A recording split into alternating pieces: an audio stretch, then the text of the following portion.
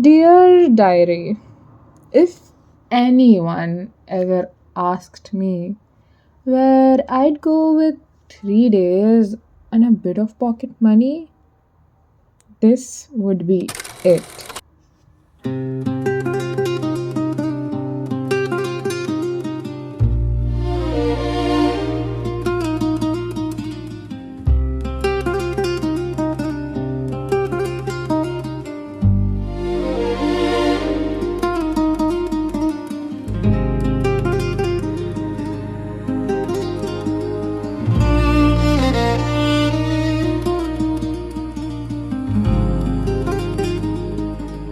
Walking through Tbilisi feels like a treasure hunt where every corner reveals a new secret. And today I'm sharing the treasure trunks I unlocked on my journey here. To get there, we had to leave the snowy wonderland of the Caucasus Mountains and Kazbegi. I'm going to miss them.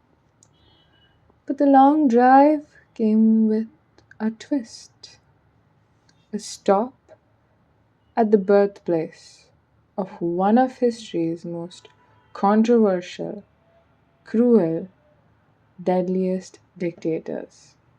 Any guesses? Joseph Stalin. No, Diary. He wasn't born as Stalin.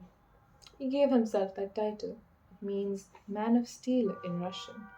Rather, he was born as Yosef Bizyanovich Igashvili, right here in Gori, Georgia, where we will be visiting. Why? Because there's a museum in the name of Stalin. And while I was there, I kept wondering why would there be a museum in the name of literally a bloodthirsty dictator who was responsible for so many immoral crimes against humanity?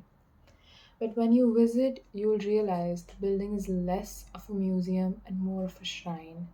It was built in 1957, 4 years after the death of Stalin. And all of the exhibits will lead you to a final haunting room containing Stalin's original death mask. I know, right? And you'll see rooms full of exhibits of all of these gifts he had gotten, trying to show the wonderful, wonderful man he was. Because to many in Gori, he's still a son of the soil, a powerful leader who made their town famous. They look past the purges and see only the strength. And that was definitely something very unsettling for me to find out. But there is a crack in this narrative because on the first floor of the museum, there's a small room and it contains a chilling replica of the dark, cramped prison cells used during Stalin's reign. Right next to it is a display documenting the 2008 Russia Georgian War, a reminder of how modern Gori was scarred by the very imperial path Stalin had to pave. And it's a jarring, uncomfortable experience. You go from a shrine to a jail in a single building. It's exactly why you should visit. To see how a single man can be worshipped as a hero and condemned as a monster in the very same space. So we just toured around the Museum of Stalin and now we're gonna go see his home. You can see the train he used to use to travel. In fact, it said that he never used flights or anything. He just used his preferred mode, and his only mode of travel was the train. And honestly, it's very interesting to see the history related to this one guy who's, of course, some people have been on the good side, most people have been on the bad side of Stalin, right? But it's interesting. It's definitely interesting. Got to see a lot of cool things, but I will say if you do come here, please get a guide. It was a bit confusing for us because most things were written in Georgian or Russian, and yeah, I never knew that Stalin was actually Georgian. He was born right here in Gori, which is quite near Tbilisi. Now that we were in a deep historical headspace, we decided to travel back further in time to Uplistsikhe, which was a cave settlement from the 3rd century BC.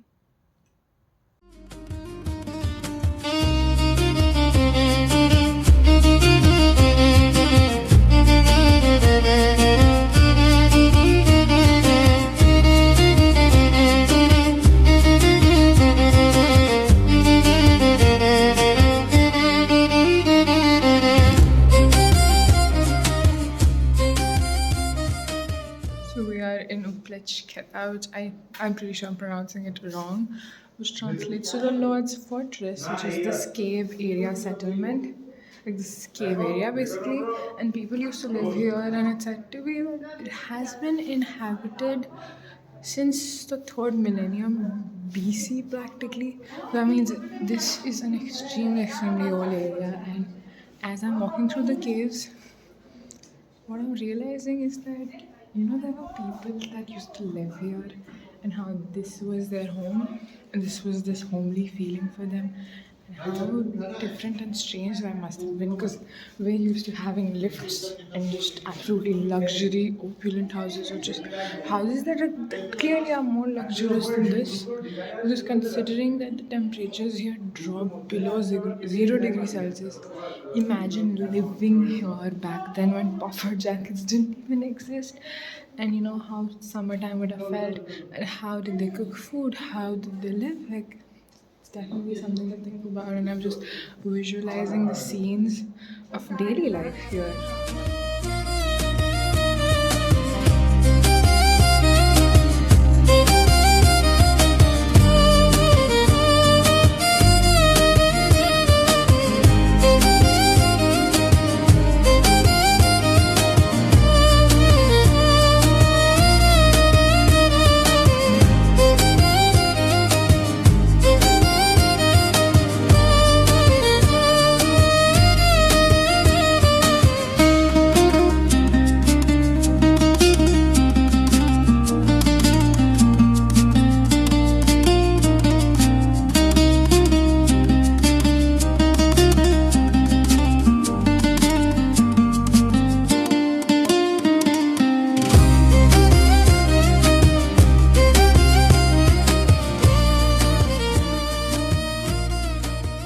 What I really love about this Lord's Fortress is that they tried to use some sort of architecture elements also, so it actually feels like a full-fledged house.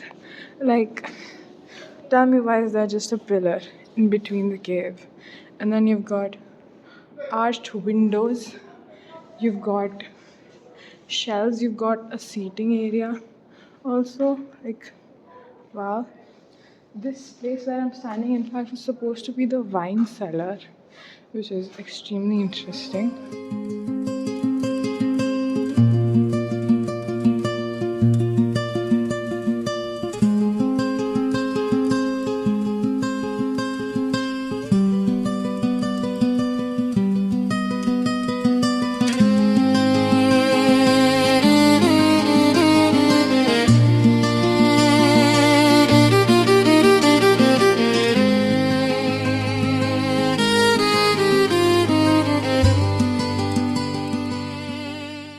Since the mood was so historical, it was only fitting for us to have a meal from the past. So we decided to have this juice of Cornelian Cherry, or locally called as Shindi. It is this fruit that has been cultivated in Georgia since antiquity. As the night sky grew darker, we were getting more tired, and it was time to go back to our cozy retreat for the night, which was the Stamba Hotel in Tbilisi. And how fitting that it's a Soviet-era publishing house actually, turned into a hotel.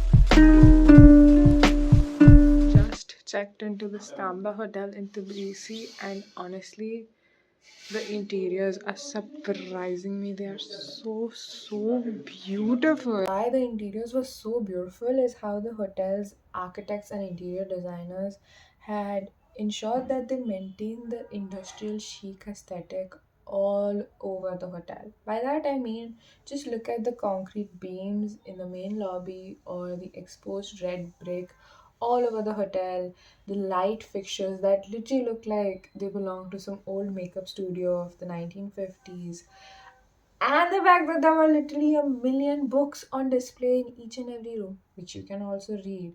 I just loved every single part of it. I even loved the popcorn wall. Like, that is something that's hated by most people, but I loved it. And another thing that must be my favorite part about this whole hotel was waking up, because it made me feel like I was waking up in a piece of living history. And for our day two's theme, that was perfect since we were going to dive deeper into the history of Georgia, because our first stop was the Jvari Monastery. But before we went there, we had to have a royal breakfast because it was going to be a long day, am I right?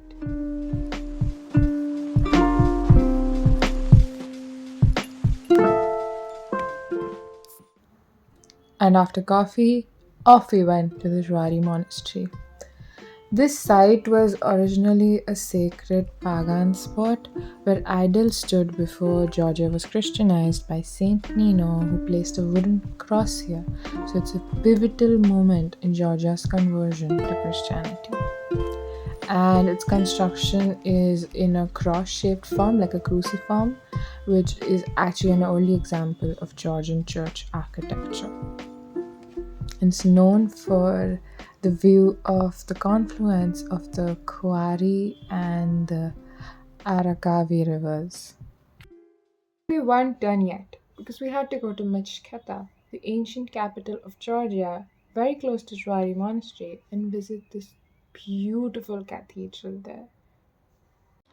The story of this cathedral must be one of the most fascinating stories I've heard. So basically, there was this Jewish guy from Georgia. He went to Jerusalem and he bought back Jesus's robe. So when he shows this robe to his sister's of course overwhelmed with emotion. And it said that by touching that robe, she died. So she was actually hugging that robe and she died whilst hugging it. And they couldn't remove the robe from her body and they had to bury her like that in this area which you're seeing right now. So then on above her grave a cedar tree starts growing. So now Saint Nino orders that let's cut the cedar tree up into 7 pillars, but the seventh pillar was flying quite literally, and he had to pray the whole night for the pillar to finally come back down to earth. And that is the story of this cathedral.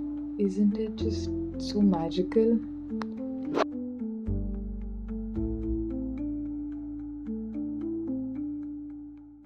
After that history lesson, we got a wine lesson. Grapes together, we are squeezing with our feet and we are getting the juice out. After that, we are pouring inside this juice to the clay pots and we are adding like a big bunch of leftovers and we are like throw it inside. It's kind of natural yeast for the wine. After that, in a 1 week, already the wine starting to boil, ferment. And after the boiling, we are squeezing this like a 10, 20, 30 times, like in each week. And after when this dust will getting down, this wine juice has a so many dust. Before that, it does not have any alcohol. It's just a sweet juice. You can drink it without problem. You will not get tipsiness or something. After the dust is getting down, we are taking the juice, the leftover juice, in another clay pot. So in this another clay pot started another boiling process. So taking the wine, squeezing, pouring, then fermenting. Are you adding anything or heat? No. Because it's under the ground. It's all the time 12 degrees. 12 degrees all the time. And 12 to 15 degrees is the best temperature for the fermenting the wine. Now that we knew how to make wine in the birthplace of wine, we had to buy some, of course.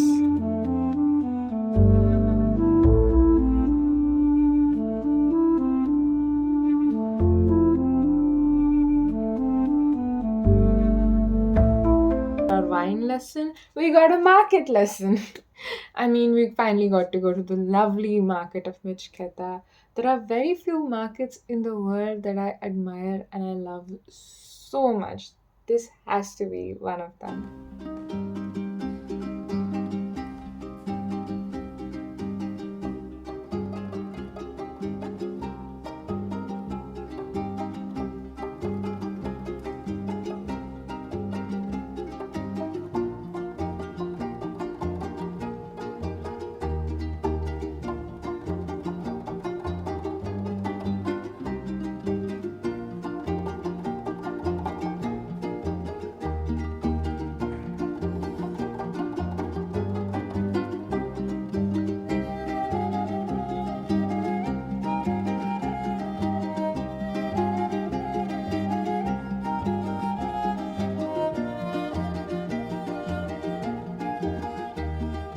Stop was Chronicles of Georgia. It was built in 1985 and it's a sculpture depicting the history of Georgia throughout all the years. It's perfect for a theme of the historical layout. And a lovely point about it is the view of the Tbilisi Sea.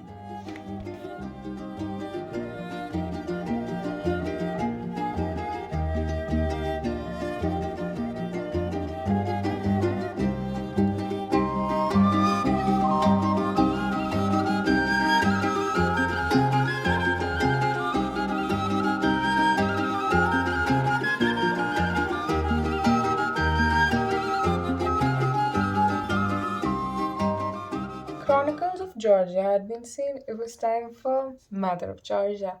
And the cool thing about her is that in one hand she holds a bowl of wine for the friends, and in the other she has a sword for the enemies. Basically, my strategy for everyone. But to meet with her, we had to go up the Solalaki hill, which we did through a cable car. And we really wanted to visit the Narikala fortress nearby, but it was closed. That's her up there. A quick view of Tbilisi. And this is how I got up here. Yes, a cable car. Oh, how I love cable cars. And I love me a good Hindi song too. You don't know what I mean by that? Just wait and watch. दिल हिंदुस्तान औरों की नकालत दुनिया है दरबार औरों की नकाल की दुनिया है दरबार की मेरा जूता Amerikan. Patron İngilizler. Sırplar topir. Yürüdül Hindistan. Tera cılta hai Japan. Ye patron İngilizler. Sırplar topir. Yürüdül Hindistan. Georgistani. Georgistani. Hindustani. Friend, I love you, India. And after visiting Mother of Georgia, we passed over the Bridge of Peace to enter into Old Tbilisi, and the vibes there were simply immaculate. Again, there's a market over there too, so anywhere there's a market, I'm always in.